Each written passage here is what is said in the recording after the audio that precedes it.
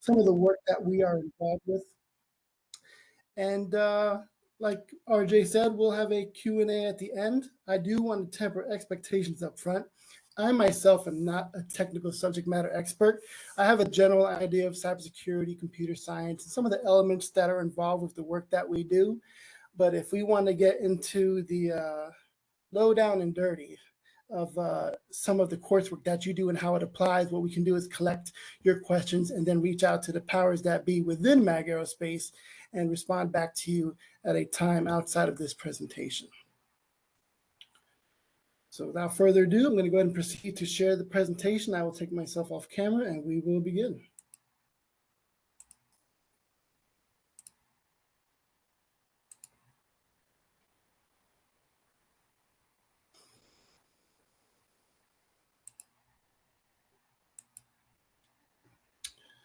All right, we're waiting for the content to be shared. If RJ, if you're able to confirm that the content is being shared. We are good to go. Fantastic. Okay, so again, welcome to everyone. This is the MAG Recruiting presenting you with an information session about MAG Aerospace. Some of what we will be discussing today is the history of MAG, our culture and leadership, the different capabilities of MAG Aerospace, programs that MAG is involved with, the roles that are commonly associated with the work that MAG is involved with, a brief description of the life cycle of defense contracts, so essentially an overview. The difference of funded roles and contingent roles, also known as pre-award efforts, and how they apply to you as a potential job seeker. Recruiting and hiring process overview, the common requirements associated with the roles that we tend to hire for, and then ending with the point of contact information for different members of MAG's recruiting team. To kick things off, we're going to discuss the history of MAG. MAG's story, it really begins on the ground and in the air during a military deployment to Afghanistan back in the year 2004. MAG's founder, Joe Fluitt, saw firsthand just how critical aerial intelligence, surveillance, and reconnaissance was, not just as a capability, but as a life-saving mission-deciding asset. Joe's experience essentially shaped his vision for a company that could deliver ISR with speed, precision, and reliability in the most demanding and austere environments. When MAG launched in 2010, it wasn't just Joe flying solo. He built a company alongside a group of seasoned operators and proven performers, people with deep operational backgrounds. The combination of real-world mission experience and strong leadership became part of MAG's DNA. One of the things that made MAG stand out early was the ability to deliver real-time situational awareness. That meant giving decision makers and warfighters the right information at the right moment. So we fast forward to today, and MAG has operated more than 200 intelligence platforms. We're talking over 500,000 ISR flight hours across 6 continents. Now that level of global experience speaks to the trust customers place in MAG. MAG has always excelled in like high stakes, no fail scenarios. From a small team in 2010, MAG has since grown to more than 800 personnel worldwide. The key is who those people are: operators, analysts, engineers, mission specialists, developers, you name it. It is our employees that bring deep expertise to everything that we do. While the company started with a strong focus on ISR, MAG has continued to evolve. Through acquisitions and partnerships, we've expanded into cyber, information technology, electronic warfare, and additional mission-critical domains. The core idea remains the same: give our customers an operational advantage wherever they're working. So when I say that MAG has a rich history, it's not just dates and milestones, it's mission experience, global reach, and a commitment to capabilities that make a difference. And speaking of capabilities, that's going to be something that we're going to be touching on momentarily. We're going to take a deeper dive into just exactly what MAG is able to provide.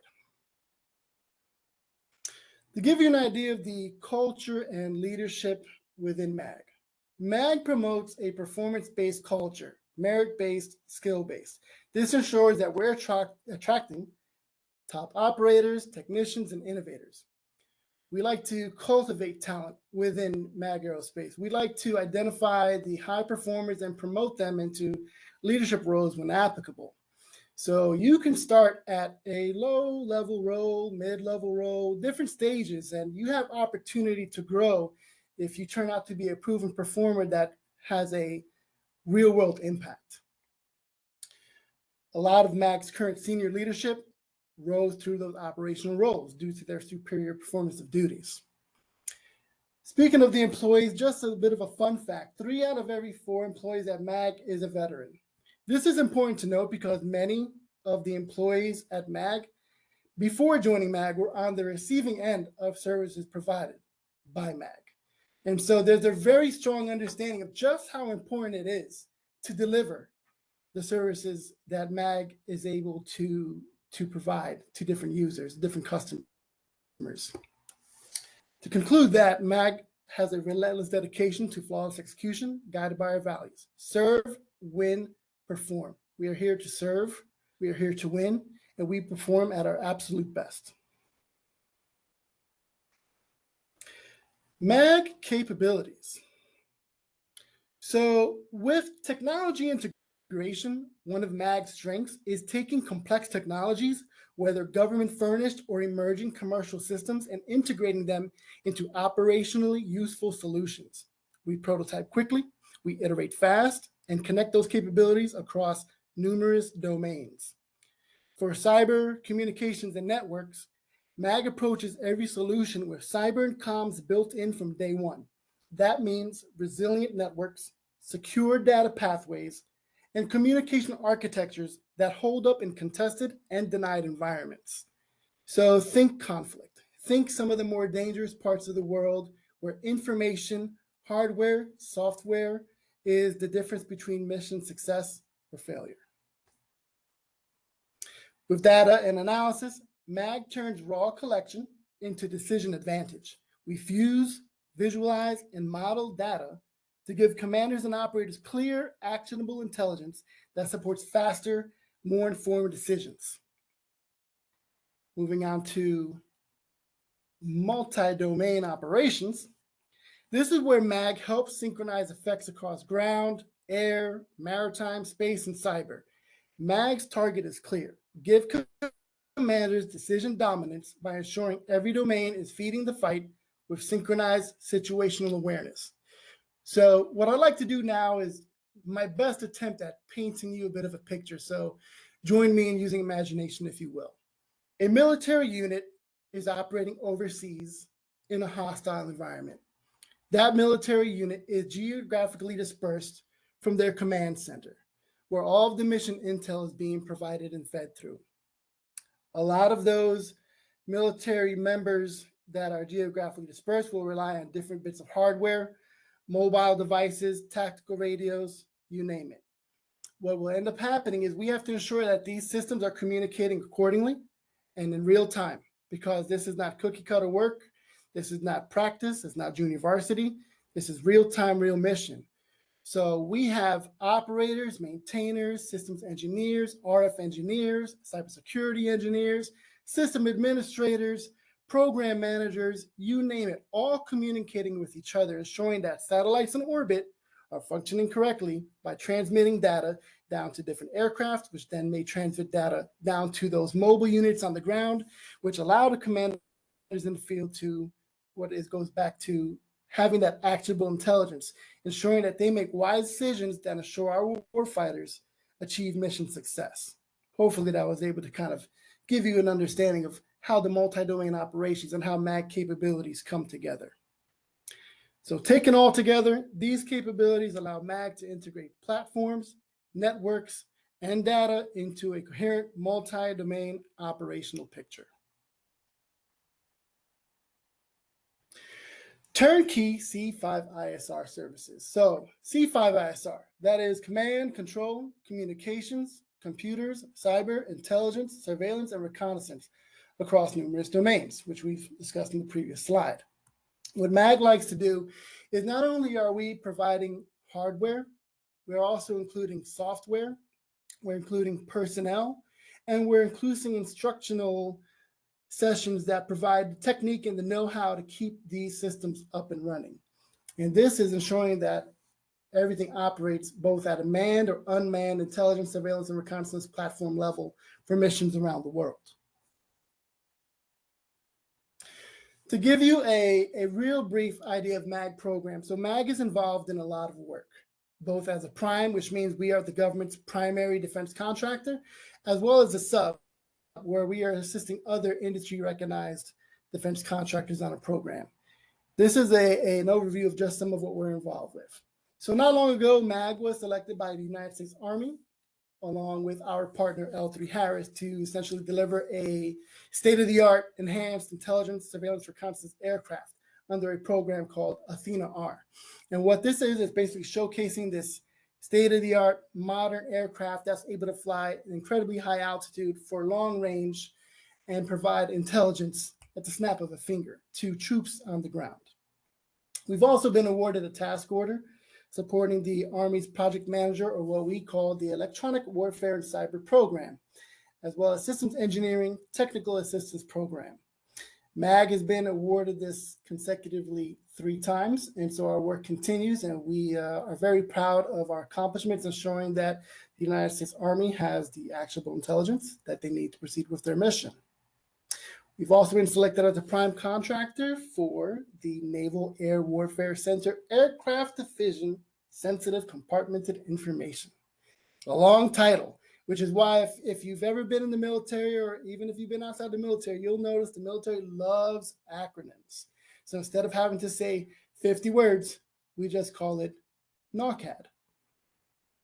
And so with that award, MAG is basically allowed to operate in a highly integrated team environment. We provide specialized expertise in acquisition, analysis, research, and engineering, test and evaluation of different systems, as well as the logistics of moving the necessary gear and personnel from point A to point B, the training involved, and the program management. Continuing with the Naval Air Warfare Center Aircraft Division, we support the Special Communications Mission Solutions Division. So this is focused on the Special Operations Forces. Think Joint Special Operations Command and things of that nature. We provide systems engineering, fabrication, integration of systems, modifications of those systems, the delivery and installation of those systems, and the follow-on support for Special Operations Forces community and their partners to deal with counterterrorism and integrated deterrence missions. Some of the common roles associated with MAG. Now, this is not all inclusive, but this is a general idea of the roles that we tend to hire for.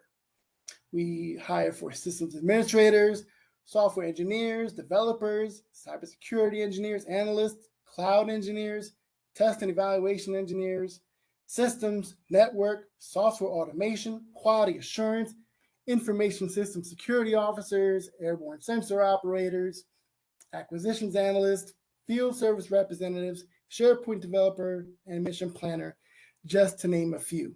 Now, our roles are based at various locations, some more common than others. You will find MAG situated at locations such as the Aberdeen Proving Grounds in Maryland, Hanover, Maryland, Pax River, Maryland, our corporate headquarters in Fairfax, Virginia. We support operations based out of Fort Bragg, North Carolina, Tampa, Florida. We've operated in Hawaii, Texas, Colombia, and other parts of the world. A lot of the work, and this is going to be covered later on, but I just want to tie it into these roles. These are DoD government cleared roles. Clearances are required due to the sensitive nature of the work as it pertains to national defense. The grand majority of the roles with MAG Aerospace are not remote. Some do offer hybrid, but the grand majority, because of what you are working on, the United States government or a different branch of the service type of equipment, you're going to be in a secure laboratory. And that essentially means a type of place that doesn't allow for certain electronics. So if you had a Fitbit on and you were trying to count your steps that day, you're going to have a notepad and pencil and do it the old school way and do some tick marks, because inside they are very cautious and very protective of their information. To give you an overview of the life cycle of defense contracts. So defense work is very unique. There are so many variables. There are so many moving parts that make up defense work, but it all begins when a government agency identifies a capability gap or a mission requirement. And so what MAG's business development tends to do is they keep an eye out for opportunities that they believe MAG can support. And based off of that, they'll build a proposal. So business development will be broken down into numerous teams. They'll start conducting research and identify, well, what type of personnel do we need? What's going to be the cost? What are the locations? What do the logistics look like? And if it all looks feasible, then MAG will continue with the proposal and show the government that MAG is probably the company to get the job done. At that early proposal stage, recruiters will begin pre-identifying, pipelining, and securing contingent hires, especially for key personnel. So I'm going to stop right there because this is where a job seeker comes in, especially when it's part of a proposal effort or something that is contingent. If you are a job seeker and you see a role posted by MAG Aerospace, it may have a line somewhere in the summary that says this role is contingent upon government award. Essentially, what that means is the position is not readily available. It is something that is being worked towards. And what we like to do is identify the talent that can get the job done to show the government that the talent is readily available and able to perform. And so when a contingent offer is extended to that candidate, it's essentially your first right of refusal. You are the first wave of hires in the event that the government awards the contract to MAG. So upon the government award, recruiters then go into an overdrive. This is where we do rapid hiring, onboarding, and more. What I mean by more is this is when interviews start happening quickly and we're on a timeline because the roles have been funded and the work is ready to begin. There is no more maybes or what ifs or hopes. It's happening. So the contingent hires turn into funded hires and you become a member of MAG. Contract execution will vary. Typically, with government contracts, you see 3 to 5 years on a program. Some might have 1 year. Some might have 2 years with an additional option year. The government tends to be very flexible, depending on the mission needs and mission requirements. And so times will vary. And if you see a role, that's a good time to have questions ready for the recruiter to have a good idea of when did this program start? When does it end? What does the life cycle look like on this program? And that's a great opportunity and a great discussion point with the recruiter for a specific role. Some programs are one and done, while others move into different phases. So for example, we have a program based out of Pennsylvania focused on satellite communications, network engineering, RF engineering. And it's been going on for well over a decade. And it will continue to go on because as long as these satellites are in orbit, the work will continue. So that's just a unique program where they're not exactly on the normal life cycle of 3 to 5 years. They are on until a change is deemed necessary. Tying into this slide is a better description of what funded versus contingent or pre-award efforts really means. So funded roles are budgeted for. They've been awarded by the government. They are active. They're ready for hire. It's immediate need and it's ready to go. There's typically no delay outside of if a personnel member that's needed to be part of the hiring process is unavailable because they're traveling overseas or they're on paternity leave or whatever the case may be. Outside of those type of circumstances, hiring is a go. Whereas contingent roles are part of the proposal effort and represent work being sought after. This is pre-government award. And when I talked about that pipelining and where recruiters identify key personnel to be extended contingent offers. Funded roles are tied to existing fully awarded contracts with funding. It is guaranteed work and it enables MAG recruiters to move candidates quickly through the hiring process, which I will be discussing momentarily. Contingent roles are technically jobs that do not yet exist. It all depends on the contract actually being awarded. It's just a vision. It's something that we're working towards. It's not an immediate job. So if you see a job that is contingent or a part of a proposal effort, that is something that, let's say you're a job seeker and you need a job ASAP. You're unemployed, you've got bills to pay, family needs to tend to, whatever the case may be. A contingent offer is a good safety net for you, But in terms of meeting that immediate need of yours for work, a contingent is not it. It would be the funded offer you're looking for. So you would look at the contingent offer, like I said before, as being part of the first wave. And when a contract is awarded, we go to you, the person that was extended a contingent offer, and say, it's time. Do you wish to proceed? And you have the first right of refusal. Yes, I want to proceed with the position. And you join MAG, begin the work. Or you can state, I actually found another line of work, and that's okay too.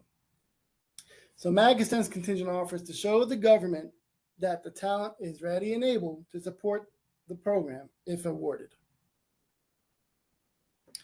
Give you an idea about recruiting and hiring process with MAG. Now, I'm only speaking about MAG Aerospace. What I say may be similar to some of the other defense industry contractors out there, but I can't speak on their behalf. I can only speak for MAG. So within MAG, we have 5 recruiters assigned to different programs that fall under 2 business units, C5S or MDO, which is multi-domain operations for short. The C5S is kind of focusing on that intelligence, surveillance, and reconnaissance to command, control cybercomputers, as well as digital engineering and systems and other smaller portions. One recruiter is assigned to support business development and proposal efforts. So we have 5 recruiters actively hiring for contingent and funded roles. And then we have 1 recruiter that is strictly assigned to our business development teams when it comes to identifying key personnel with the goal of winning work. When MAG is awarded a contract, there are numerous roles that have already been identified, and they are typically in line with what are called government labor category requirements. Those are the mission requirements, the education, the clearance, and the experience needed as deemed by the government. They are the ones that determine the role eligibility that they would like, because it's their stuff, it's their program, it's our national defense. And so when you see requirements on a job description, more often than not, they are not flexible, very rarely. But it is always something that's open for discussion to bring up, unless the wording is clear that it is non-negotiable, not flexible. After that portion, a hiring manager, HM for short, will review the statement of work from the government as well as other sources of information. And in-house within MAG, they create a requisition, which is what you as a job seeker know as the job posting. And that's what we will hire against. The hiring manager will conduct an intake call with the assigned recruiter. At that time, if I'm sitting down with the hiring manager, I want to know the job title, the work that they're doing, what the schedule looks like, what the dress code is. I want to know the purpose of the mission, the long-term goals. That way, when I'm talking to a potential candidate, I have enough information to try to align your needs as a job seeker to the mission requirements of the program. So once a position has been created, it is reviewed, and once approved, that position is posted. If an eligible candidate applies for a position, they will receive an email from a recruiter that is assigned to the role with something called a consent to collect form. Now, that form is required to verify a clearance or clearance eligibility, because as stated earlier, the roles with MAG is cleared work. So you either need an active clearance, but sometimes we do have roles that, depending on how a candidate meets the requirements, we are open to being able to sponsor for a certain level of clearance, as long as you meet the eligibility, which ties into the next. So once the clearance or the eligibility has been verified, a recruiter will request date and time from that applicant to conduct a discovery call. It's pretty much an in-depth screening, first interview. And that's where we get to learn about the job seeker as a candidate, their experience, their education, their goals, their needs. And we try to find a way to see if this type of work that they've applied to will fulfill them, as well as will they provide what MAG needs to ensure that the job gets done. So we discuss the company, the program, the position. Because as a company, at the top level of the company, everything remains the same. But because we support different programs, each program has its own requirements, its own schedule, and its own way of doing things, with its own set of program managers and systems and hardware and software that's involved. So everything is different. Not everything will be one cut all the same. Now, if an applicant is deemed to fit by the recruiter, that applicant becomes a candidate, and we submit them to the hiring manager for their consideration. Within MAG, our policy is simply the hiring manager is provided 2 business days to provide their feedback as well as next steps. This is where the recruiter goes to a hiring manager and says, hey, how do you feel about this candidate? They may come back and say, hey, I'd like to interview. Can you set it up? Or they can say, I'm kind of curious about this, that, and the other. Can you ask them to provide more information regarding A, B, and C? At which point in time, the recruiter would work with an applicant and maybe revise a resume or make adjustments or answer a few questions that may have been missed during the screening. Now, if the hiring manager agrees that the candidate could be a fit, they will request for a time and date to conduct the second interview. And that's with the hiring manager. Sometimes it's with strictly the hiring manager, which is commonly a program manager within the program. And it could be with a panel. It could be with 2 or more people, some type of technical subject matter expert that will be able to kind of talk more in depth to the technical side of the job, well beyond what the recruiters can do, because we'll do our research and try to understand what an ISO does, what an RF engineer is going to be doing. But at the end of the day, we're not the guys doing that job day in and day out. So it's during the hiring manager interview that things tend to get way more technical. After that hiring manager interview is done, they are then given 3 business days to discuss with their teams, MAG leadership, and more on a decision, whether or not they want to move forward with the candidate. And so if they move forward, of course, the recruiter continues to work with the candidate. If it's a no, recruiters will do their best to obtain feedback as to why. So that way a candidate understands, well, this didn't work out. Here's why, in the hopes that maybe it's something that you could take along with you as you continue your job search. Now, some of our government customers, they have a tendency to want to meet with the candidates who are going to come and touch their stuff. It's basically MAG providing a professional courtesy, which we call a meet and greet, which may be required after successfully completing a hiring manager interview. And again, at that stage, it's much more on the technical side. They want to understand your know-how and how you will be able to perform on the job and within the team. That's pretty much where it ends. It either concludes with the hiring manager interview or the third step of a meet and greet with the government customer.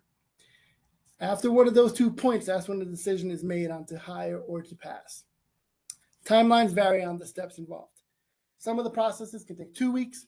Some others might take 6 weeks. It depends on the availability of whoever's involved in the hiring process. There are times where our government customers, they may be involved in some lengthy business trips overseas, and they are not available to take part in a meet and greet. And we cannot make a hiring decision until that check in the box is completed. There are also times where an additional assessment may want to be provided and test out some of the knowledge in a specific scenario. However, if all steps are successful, the candidate and the recruiter will then have a discussion pertaining to an offer negotiation. If everything goes well, an offer is extended to the candidate, and we say welcome to MAG. Some common requirements when it comes to working for MAG Aerospace and most defense industry contractors: a clearance, secret level, top secret SCI, top secret SCI with CI Poly, you name it. There's so many different levels of clearances, and most of them are needed in our line of work due to the sensitive nature of the classified material that we work on.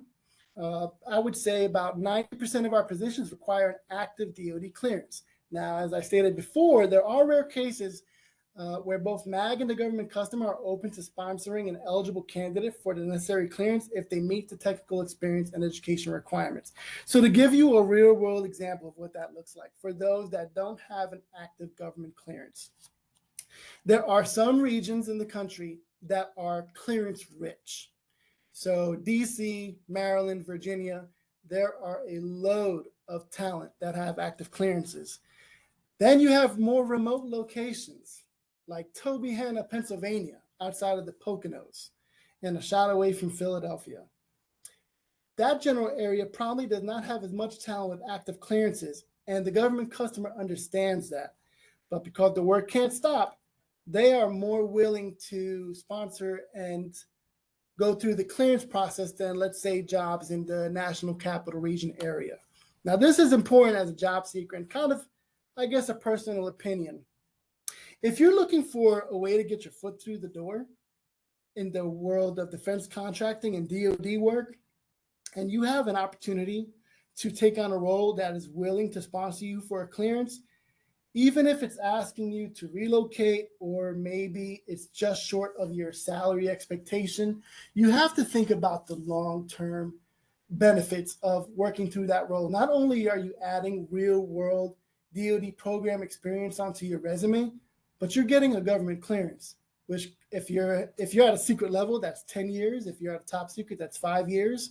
And you figure you work for 2 to 3 years and gain that valuable experience, you have now opened up so many new pathways to other higher level jobs that aren't willing to sponsor for a clearance. But now you're good to go, and you are considered a marketable and competitive candidate. So that's just my own 2 cents, something to consider. Going on to a degree, which great that you're all students. What a fantastic thing to do, because we're starting to see an increase in government programs making degrees a requirement. We've kind of moved on. We're seeing a lot of movement from the years of experience being paramount to now the government labor categories are saying, hey, this job, if they don't have a computer science degree, if they don't have a cybersecurity degree, then they're not eligible. So I want to stop here because this is what I find interesting about Western governors, is that the school is very flexible with the way they provide their programs, from what I've read, versus the traditional school of you are required to take a class for 8 to 16 weeks, regardless of how much you know about that class. You could be a master of a subject and you'd have to sit 16 weeks and go through all this time. Whereas Western governors, to my understanding, is if you are a master of a subject, you can test out and get as much done within a 6-month window. And I think that's fantastic. And I think that aligns with a lot of the direction that the government is going in, because you may find yourself in a position where your years of experience were viable and made you eligible, and then the government makes a change and says, well, we're not going to proceed with the personnel if they don't have a degree. And it makes you wonder, as a job seeker, as an employee, like, well, goodness, I've been doing this for so long.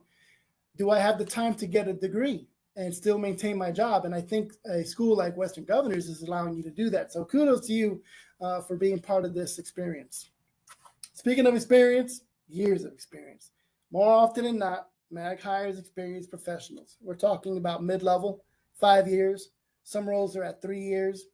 And then there are some roles throughout different programs that are open to less experience if other requirements are met. Now, the way that I like to put this is MAG is not the largest company in the world. We're not the smallest company in the world. We tend to go after the more niche work, things that are not cookie cutter, things that have real world, real-time impact. And that means somebody's got to be able to jump in the seat and get going. You have to hit the ground running or be what we'd like to call a fire and forget missile. When I press that button, you just go and the job gets done. And that requires experience. So a lot of our roles do require some pretty extensive experience, as well as education and most definitely a clearance. But again, there are roles within MAG that are a bit flexible depending on the location. And you have to keep an eye out and read the fine print on some of the job descriptions. So MAG's recruiting team, okay? This is for you all to take down, and I can't emphasize enough the importance of connecting with us on LinkedIn, following us on LinkedIn. Many of us are constantly sharing different job opportunities, different company press releases. You have our LinkedIn information here, as well as emails. So again, if there's different technical related questions that we are unable to answer for you here today, you're more than welcome to reach out to a member of the team. And for example, if you have a question about cybersecurity and how risk management framework applies to a specific system, or how an ATO or how many ATOs are involved in a different program, we might not be able to answer, but we will find a subject matter expert involved in that line of work and try to provide you with the information that you need.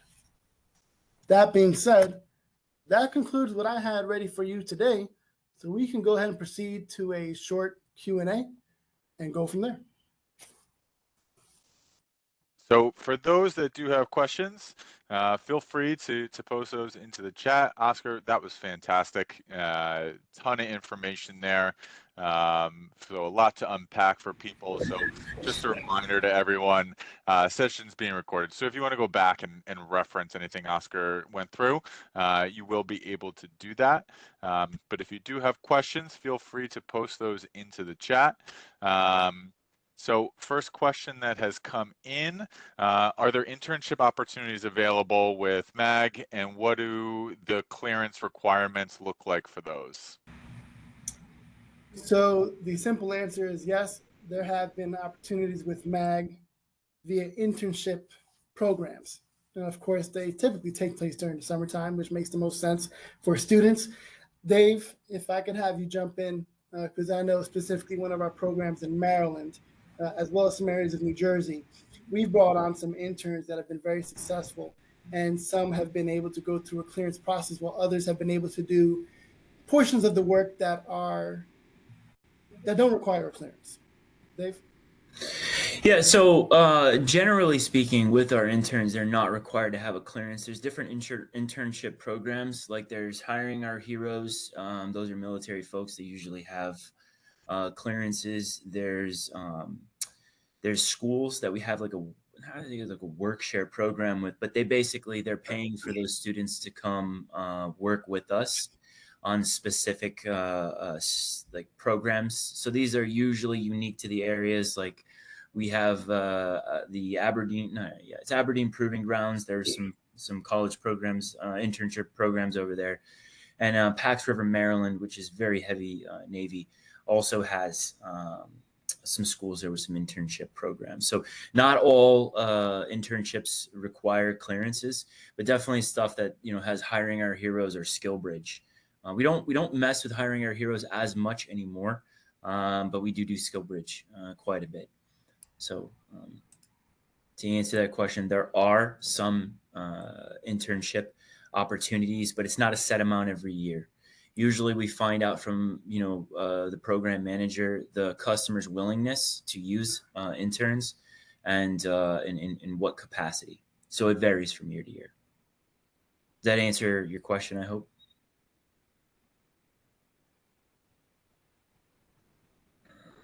Do you have? Do you want us to just rapid fire? Because there's a lot of these here. Yeah, they're flowing in now, which is fantastic. So next one, what location are like on-site positions? Is that undetermined? No, it's not undetermined. So most of our on-site positions are definitely going to be the overseas roles. So we have some stuff in Korea, we have some stuff in Colombia. Those are definitely going to be on site. Any of the roles that usually require you to have a TSSCI in order to do the work, any kind of clearance requirement is gonna have you working in a skiff. In most cases, not always. So Aberdeen Proving Grounds, that's on site. Pax River, Maryland, that's mostly on site. Hanover, mostly on site. I'm trying to see if we still have some stuff in Huntsville, Alabama. Pretty much on site. There was a period of time during the pandemic with the shutdowns that were happening where some cleared roles were giving the customers giving some leniency to some of those positions just because of the lockdowns, but that's pretty much been evaporated. I wouldn't count on remote in cleared work. Most of all those jobs are going to be on site. Next one that came in, with your partnership with L3, do you have subs operating out of offices in the Salt Lake City area or at Hill Air Force Base? Not that I'm aware of, no. Okay. Relocation packages. I saw a couple questions come in for this. Do you Yeah. all offer relocation packages? It depends on the program. It'll definitely depend on the program. It's really going to be determined on whether or not we budgeted for that with the program, whether or not the customer has the flexibility. Some programs are slightly different than others. Typically, you bid a project, you stick to that budget. But then there's other projects that are really important to like the Navy and the Army. And in those cases, the budget's a little bit more flexible. We have a program that's like one of the top 5 programs of the Navy. And the budget on that one, I don't know that there is one. Every time we need somebody, it's how much do we need to pay this individual to go to that role. So yeah, relocation packages will vary. Wherever we can try to relocate somebody, especially if they meet the skill set, we do. But if we can't, then it is what it is. So to answer that There's question, different discussions, parts of the negotiation that we will bring it up to the hiring managers and those that are involved in finance to see what we can do in regards to relocation. The way that MAG presents it is as a sign-on bonus. So it's one and the same. You would see an offer with a sign-on bonus. That's essentially the relocation. And it's a one-time payment that unfortunately is taxed beyond our control. But we do what we can to move those. I would say, of course, it's probably easier to move from like one state to the neighboring state, but moves that go from California to Virginia require maybe a little bit more discussion and a little bit higher up the chain of command, especially if the person is essential and it's like, this is who we need. And we'll find a way to make it happen. Next one that came in, when hiring or promoting someone into leadership in this merit-based environment, what qualities do you look for? How do you measure that? Let's see here. In MAG, realistically, we're looking for people who can stay focused on mission accomplishment. In other words, are you a problem solver, or like if I hand you something, are you going to get it done, and not get us in trouble, right? So, because it depends. Some branches of the service are a little more willing to bend rules than others. So I would say if someone's really good at problem solving, they think outside the box, they take accountability, and if they're really focused on mission accomplishment, then there's opportunity for growth within the company. It does vary too, because it matters what kind of team you have.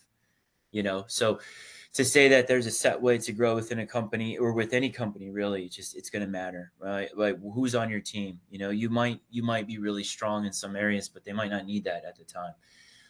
So to say that there's a set model to go by, I couldn't tell you that. I've seen people start off as secretaries within. Oh, there's that internet. We actually have him frozen up. Let's see if he comes back. Give him a second.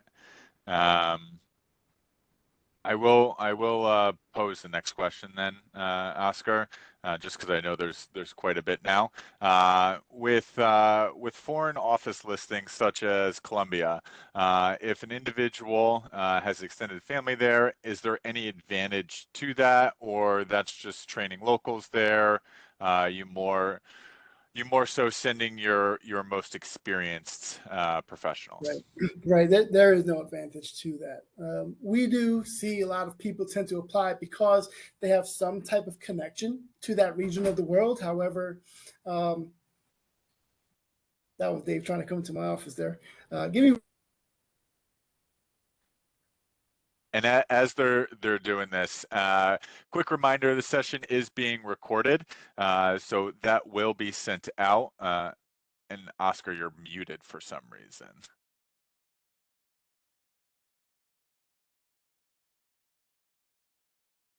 Might have lost them for a second, so we'll give them a brief second to get back. And then what I'm also going to send out questionnaire for the session. If you could take the time, fill this out, we would greatly appreciate it. You'll also get that with the recording. And I think we have Oscar back. So you're good to go there. Next question that I have, any recommendations for obtaining security clearance from the perspective of a non-military civilian? Stay out of trouble. That's the biggest thing. You must be a U.S. citizen. That's one thing that's beyond our control. You have to have a very strong financial background, so no major issues financially, such as going bankrupt numerous times for some bad choices. Unless you're able to explain certain situations. Of course, no run-ins with the law, nothing extreme. The clearance process itself, it is very, very extensive. It is time-consuming. So we'll talk about the secret clearance level, the first level there. You fill out a lot of paperwork at the very beginning where you detail all the jobs that you've held, all the places that you lived, the neighbors that you had at those places you lived, friends you've had, teachers, bosses, you name it. They're going to want to know as much as possible. And then they will assign an investigator that will contact those people and ask questions about you. They will show up at your old job. So to give you a great example, I had a clearance during my time in the military, retired from the Marine Corps, and my clearance expired. I would go on to become a police officer. And then after my time as a police officer, I joined MAG and had to go through the clearance process again. They had an investigator show up at the police department that I worked at and started interviewing all types of people. So they will do their due diligence. What will happen is if everything is going well, the government will grant what's called an interim clearance, which means you're allowed to essentially start the work, of course, if the program allows it. And that can happen depending on the volume of clearances being processed. So it could be as quick as 4 to 6 weeks. Sometimes it takes forever, especially when we have an experience like what we just had with the government shutdown. When the person is not available to do this clearance processing, things slow down. The actual fully adjudicated secret clearance can take 8 months to a year. So for more detailed information, I would highly recommend visiting clearancejobs.com, as they provide a lot of in-depth information regarding the clearance process. But the simplified answer is stay out of trouble, keep your nose clean, and be honest. Definitely be honest. Next one, I'm going to shorten this just a little bit. So if people might already have some security clearances, what are you ultimately looking for in a program manager or a leader? You want to take that one? Yeah. So it's going to depend. It's going to vary. Sorry. It's going to vary. So it depends on the skills that you have, right? So the program manager and also what contract we're going after, right? So if we're doing electronic warfare and cyber and you happen to be a program manager in specific logistics that have nothing to do with that, then we're not going to be interested in being able to place you on the program. So first and foremost, do you fit the requirements? From a leadership perspective, if you're former military, we expect you to have that same leadership presence that was demanded out of you in the military in order to be successful. So again, mission accomplishment first, troop welfare, all of those important aspects of being a leader is what we're going to look for if you're a program manager. And if you fail to do that, then we will remove you and replace you with someone else. Yeah. And just a little bit more on that, of course, as with most program managers, they're going to want people that are experienced working within an agile environment. Are you familiar with sprints? Have you utilized Jira or Confluence or other parts of the Atlassian suite? They want to understand the most basic functions of your role. Do you know how to input a change order as needed? Can you communicate with the customer? Can you design a requirement for a role? Do you know how to express the capabilities of MAG and how it applies to a specific program? Can you work with the recruiting team to identify the talent needed? So program managers go a little bit beyond the standard program role. You get involved in a much larger scope. Next question, opportunities on the West Coast. Do you all have a lot of opportunities that way? Not currently. Okay. There may be some potential opportunities in the systems engineering field based out of Hawaii. I would say first quarter of this coming year, but it is part of a proposal effort. We are pending a government award or essentially funding for a specific task order, but work could potentially be based out of Hawaii. There is a possibility. They are discussing with the government customer if it can be done from parts of California or Guam. Next one that came in, and you might not be able to answer this, but what is a typical day for somebody that's in a software developer type of position with MAG Aerospace? Yeah, so I won't be able to paint the clearest picture because it does vary depending on the program. For some of the software developers that I've hired, they've had core hours that they must be on site to perform the work. Some can be 7 a.m. to 3 p.m., 8 a.m. to 4 p.m., 9 a.m. to 5 p.m.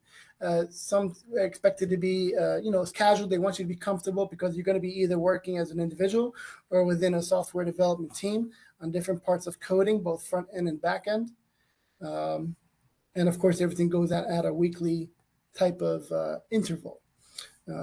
I do know, and this is just kind of like silly stuff, but most of the locations that the software developers work are cold. So they tend to have jackets involved. They're located in a facility that doesn't have windows and no electronics are allowed because of the sensitive nature of what's being worked on. But what happens at work stays at work, so we give it the Vegas treatment. Next one that came in, any recommendations for someone without any experience to get that set experience for these types of positions? Well, as Oscar said before, most of our roles are pretty senior, right? And we are bound by the LCATs. Those LCATs are like think of it like a quality control measure for the government. So those LCATs may require you to have military experience, in which case, I'm sorry, there's nothing we could do about that if you don't have the experience. For our company, entry level positions are few and far between. We rarely ever have an entry level position. So I would probably say you probably want to look at somewhere else outside of MAG Aerospace that does more entry level type of roles. Try to get in that way. Same thing with getting a clearance, stay out of trouble, see what you can do to take on entry level positions that are willing to sponsor the clearance. It's hit or miss with us. It really just depends on the program, what we're going after, or what's happening with the customer. Right. And that actually ties back to one of the earlier slides. So as I stated, there are some clearance-rich environments. DC, National Capital Region, is a prime example. They don't have to worry about sponsoring or waiting on someone getting a clearance. Whereas a location like the Toby Hanna Army Depot in Pennsylvania, a location that I recruit for, because it's a bit more remote and out of the way, they understand that to find the talent to come there and work, you might have to be open to sponsoring a clearance. So I guess you have to be open-minded. It's like, how bad do you want to get into this field, this line of work, these type of programs, this high level of activity? And are you willing to make an initial upfront sacrifice, whether it be relocation that wasn't planned or expected, or not meeting a salary expectation, or there's a number of reasons. So you kind of have to think about, is this initial sacrifice worth it in the long run for me? And that means like going to Toby Hanna, Pennsylvania, and picking up a snowboard and enjoying winters in Poconos and then doing your work in a lab. And then after some time there, you go find out where you actually want to take that skill and experience. But you have to be on the lookout for places that are willing to sponsor. And there'll be specific wording in the job posting. It'll say, must be able to obtain or eligible for a DoD clearance. And if you are initially eligible, which means no trouble, no major financial issues, U.S. citizen, then you're already at a good start. So sometimes it just might mean a change in your life. That you will be able to maneuver down the road. I will say Poconos are beautiful during the summer. So throw that out there to everybody. I see a lot of questions coming in, just like as far as, do you have this opportunity in this location? In the chat, I'm going to post MAG's careers page so you can see through some of the opportunities that they currently have. We have one time for one more question, and then I want to pass it over to Oscar and Dave. Any closing remarks? We have somebody currently a military spouse. Could that potentially serve as an advantage for any of the openings? Not for us. I mean, how to put this? Yes, as a recruiter looking at a military spouse versus other options, me myself being a former military member, sure, I'll have a soft spot for that. But in general, your advantage is going to be coming from working for the government directly, not working for a defense contractor. So there is a scoring system, I believe. I'm not well versed in it because I do not work directly for the U.S. government, but government government positions that give an advantage towards veterans, service-connected veterans, and their spouses. Right. That system doesn't exist in the private sector. Right. And that federal scoring system, the veteran advantage, and things of that nature. The work that we are involved with is strictly based on skill set, experience, education, and certification. Something that probably can tie into some of the slides earlier that was not mentioned, but a lot of roles are very much in need of very specific industry recognized certifications. So don't look at yourself as, a title or, fitting in a certain subgroup, but what are you bringing to the table? So if there's like an industry recognized certification that you could obtain to make yourself more marketable and competitive, that would be something to do. And as a military spouse, there's actually quite a few programs out there that offer free certification and training, as well as I'm sure there's different programs provided through Western governors to kind of get you on a pathway. Some might even be included in different degree plans, which is always a plus. I'm going to share my email in the chat as well. For those that we didn't get to your questions and you want those answered, I'm going to say send me an email and I can send those questions over to Dave and Oscar, and we'll get those answered for you. But wanted to give you both the opportunity. Any closing remarks that you wanted to just wrap this session up with? Absolutely. Again, thank you, RJ, for inviting us to be able to present this to the attendees. Thank you to the attendees for coming through. This is all very compacted in a small bubble of time, and that's why I think it's very important that you connect with us on LinkedIn, which most of us are very, very responsive. Email us, and that'll be a good time for us to kind of catch up with a lot of the questions that we weren't able to answer for you today.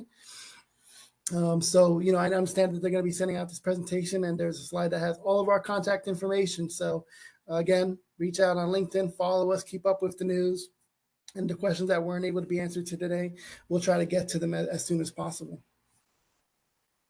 Awesome.